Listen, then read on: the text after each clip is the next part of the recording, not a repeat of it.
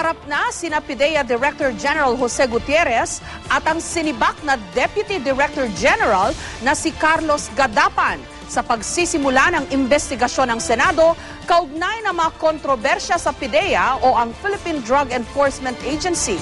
Sa naturang pagdinig, naungkat ang di manoy pagbibitiw ni Gadapan sa dating trabaho dahil daw sa pagsusugal, bagay na kanyang itinanggi. May report si Jam Sisante. Hindi raw pinepersonal lang sinibak na PIDEA Deputy Director General Carlos Gadapan si PIDEA Director General Jose Gutierrez kahit na sinabi niya sa mga panayam sa media na baka tinanggal siya sa pwesto dahil sinabi niya kay Gutierrez na lulong daw sa sugal ang asawa nito. I have no personal difference with the Director General. In fact, we have that relationship of a father and son relationship. Oh, is this the way naman to treat a father na nung i-relieve ka, binira mo yung isis niya? Ano ba ito? Personal? Na nainis ka dahil ni-relieve ka? Nabalitaan mo na the recommendation for your relief for cause emanated from your surrogate father? Actually, Your Honor, hindi naman po personal to. Kundi ang sa akin lang po dito ay number one, yung dumating na po kasi yung relief order without any walang explanation. Paliwanag ni Gutierrez, maraming dahilan kung bakit nawala ng tiwala si Pangulong Aquino kay Gadapan kaya tinanggal ito sa pwesto. Mr. Gadapan provided secret intelligence information to a Filipino-Chinese national. And as a result, the agency is now facing writ of habeas data in court.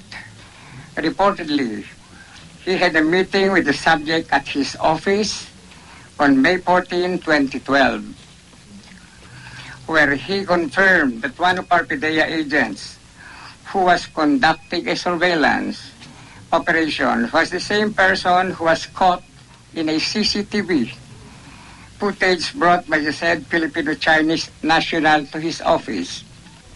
Itinanggi ni Gutierrez na pinatanggal niya kay Pangulong Aquino si Gadapan dahil sa sinabi ni Gadapan tungkol sa umunay pagsusugal ng kanyang asawa. Nung sinabi niya sa akin yan, hindi naman po ako nagalit. I just said, sa tingin ko hindi naman totoo yan. Hindi naman talaga nagsusugal na lulong sa sugal. What I told him then, Mr. Chairman, kaya ako nagalit. Because napapansin ko, binabadmouth niya ako in front of interviews, in front of conferences. Tila bumalik pa kay Gadapan ng issue nang sabihin ni Senadora Miriam Defensor Santiago na nakakuha siya ng impormasyon na pinagbitiw si Gadapan sa dati nitong trabaho sa isang bangko dahil sa madalas itong pagsusugal. Bagay na itinanggi naman ni Gadapan. Tinanong din ni Santiago si Gadapan sa video na nakunan siya sa kasino. May admit na pupunta po ako dyan sa establishment na yan. In fact, lahat po ng nakadiary rito sa akin ay reported yung mga developments. Because right now, casino establishment is being used as a money laundering sites of drug money. That's why we have to expand our network. We have to get more informants from this establishment. It's not usual, to my knowledge, for a high-ranking official, if he is conducting underground reconnaissance or other kinds of highly confidential or intelligence work, to go himself because you're already well known. Normally, you'd send an agent. So why were you there? Why were you personally there? Ano matutuklasan mo na hindi matuklasan ng ahente?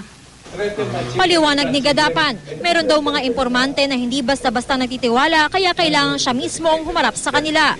Pero hindi naman daw siya naglaro sa loob ng kasino. I'm just meeting some people there. Really? Yes, ma'am. Why didn't you meet them somewhere else? Why do you have to meet them in the casino and blow your cover?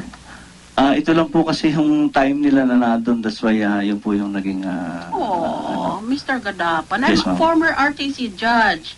I'm also a creative literary writer. It seems to me that what you are telling is more fiction than fact. Ang dating Dangerous Drugs Board Chairman na si Senador Tito Soto na nagpatawag ng Senate investigation, aminadong dismayado sa mga naging sagot ni Gadapan. Tingin ko parang nangangapa siya sa mga tanong ni Senator Santiago eh. It was not very clear. The answers were not clear. Parang medyo disappointing to a certain extent. Kasi hindi masyadong na-explika at saka hindi na-backupan ng ebidensya yung mga aligasyon . Jam Sesante, GMA News.